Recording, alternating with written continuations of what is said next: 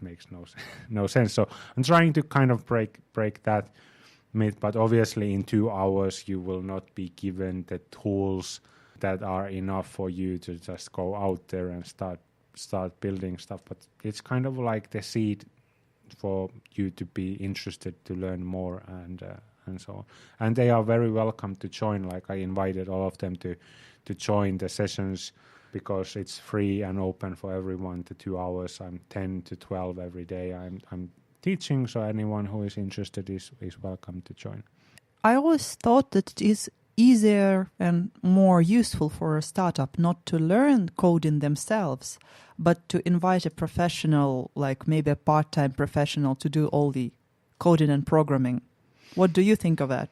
I mean, in an accelerator like this one, you are given a tutorial, or like you are giving the introduction to growth hacking and marketing and customer relations and financing and looking for funding and doing sales and all this stuff. Like there's a range of stuff. Again, going back to the myth, why would the programming be then this weird little thing that you are not supposed to poke around with? Obviously, startup founders, even especially in the early stages, they don't have necessarily the resources to hire a professional.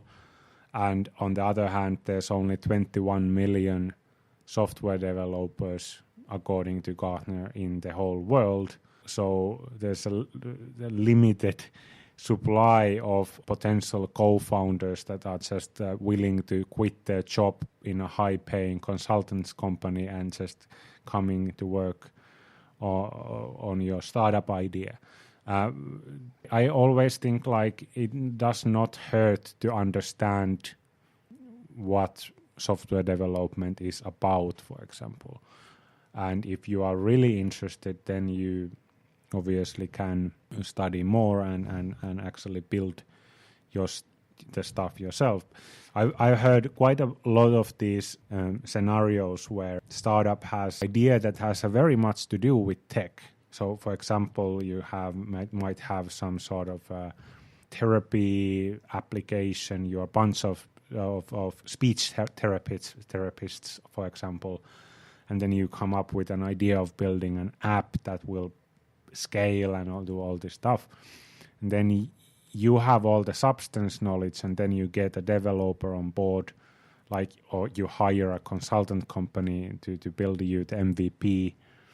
And then suddenly the consultant company got some bigger job, or they decided to raise their prices, or one of the main problems in software development is that the requirements keep on changing, and the startup founders might sometimes seem a bit irrational when they are just testing things out and some stuff doesn't work and they want to push forward, or they decide to pivot, and then the software development consultancy companies, they're like, no, I don't want to go any further on this, and then you basically have wasted a bunch of money and you don't actually have the product you need.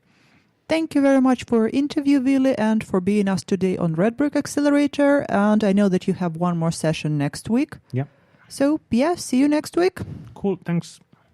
This was it for today. I hope you had a great time listening to our podcast episode as well as learned something new for yourself.